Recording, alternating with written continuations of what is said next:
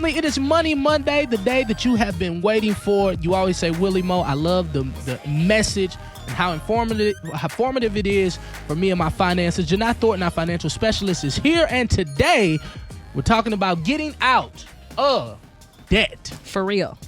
Staggering statistics we have here. 76% of Americans live paycheck to paycheck.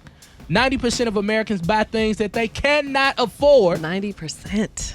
Average American is in $16,748 in credit card debt. And the average American is in $134,643 of total debt. That's including the mortgage. Yes. And that's the average American. That's average, yes. That means some other people have a whole lot more than that, yes. That's crazy.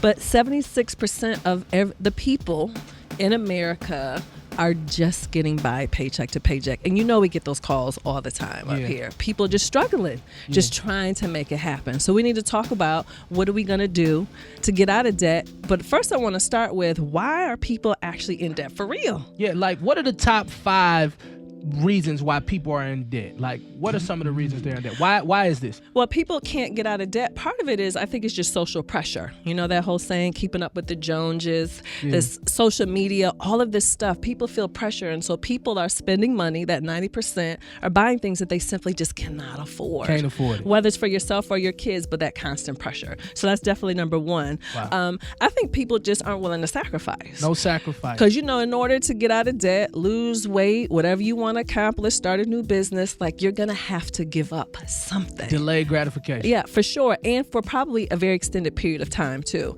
And we got to get okay with that. Yeah, number 3. Fearing change. It's just like, although this is painful and we don't like it, we just going to keep rocking with this because we're used to this. And I think a lot of times people just get used to being in debt, not realizing that their life can actually be different. Wow. Yeah. Number 4. And number 4 is being addicted to stuff. Yeah, you know, shopping is a addicted to national pastime. And that grocery store, too. Lord have mercy. Whether it's the grocery store, the mall, online Restaurant. shopping, it's just so easy to spend money now. It is crazy how easy it is. Number 5. And then I think people just don't know how to get out of debt. They're so far in it, and they're like, what the heck do I do? They don't even know where to start. So that's what we want to cover today. That's good stuff. Hanging out with Janai Thornton, if you're just not tuning in. She's our financial specialist. And so let's go with some steps. Like, what are the initial steps people can take to eliminate debt? Just initial steps. Well, the very first thing we all need to do is, how much debt are we in for real? Because I ask people that question is, about or around. That's a number. Who do you owe and how much do you owe them? And you got to write that down, but you got to come to terms with that, because a lot of people just avoid that right from the beginning. But we have to have a starting place. Like, where are we? So let's go ahead and figure that number out based on your monthly bills and what's on your credit report too. Let's not forget about that. But how much do you owe? A number. Yes. Not a kinda about. No. How much do you owe? By each creditor. Let's list them out. And let's not be afraid to do that, because a lot of people are having an emotional reaction to us just saying that. But it's okay. Let's just write that down. Okay, so I'm online right now, and somebody says, Willie Moore Jr., I got a lot of debt. Right. Should I start with the biggest debt? Right. Or the smallest debt? Right. I personally believe in what you were talking about when we were off the air, which is the snowball method, which is starting with the smallest bill first. Yeah. That's the one with the smallest balance, because I like seeing that progress. Oh, I love it too. So when I was climbing out of debt, that's exactly how we did it. We started with the smallest bill first.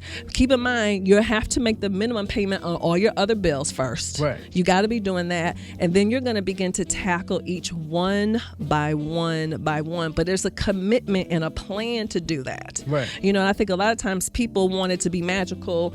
It's not going to fall out the sky. Yeah, it could take you years. I hear people saying it all the time. Right. I went in the credit card. It said it was clear. And then I'm sitting in the back like, mine never said that. So is there another step that I can take? I've been praying on it. Right. Indeed. So Janai, I want to know this. Like, many times people see financial specialists. Right. And it's like, well, of course you know how to do it. Right. But what was it like for you coming up? Because I heard you kind of say, well, you know, when we were in debt, right, I couldn't imagine you Me being in either. debt at this I know, point right? in my life. What? Keeping it 100. I'm taling about stacks on deck. Right. You hear me? But what was it like for you and Dave, your husband, when you all initially got married, and what was that process like for you all? Well, think about it. First of all, I had my first child when I was in college at 21. Wow. So 2 kids by 25. We were struggling because you think we had nothing. He was still in school. We were just still trying to figure it out. And so we come into, adulthood. We're coming into marriage already behind because we've already started out with our family so young. So struggling just to make ends meet. And then once we moved to Atlanta, I'm thinking, hey, I want to work from home. And I quit my job without a plan. Wow. And when I tell you we hit the ground hard because I was all the way there because we were not prepared for that. And so we literally had to get a plan together and begin to dig our way out. And then real quick. So what was that plan like? Was it like, okay, cool, we're not going to do this? Did you downsize? What was that plan like? And what we did was same thing. We literally just wrote everything out. What do we owe? And then we just started attacking one bill after the other. And so as our business began to grow, like I said, the best financial decision we've ever made was we had been making really good money for 5 years and we never moved. Right. We didn't upgrade anything. We didn't buy anything. We didn't do anything. We didn't make any changes to our life.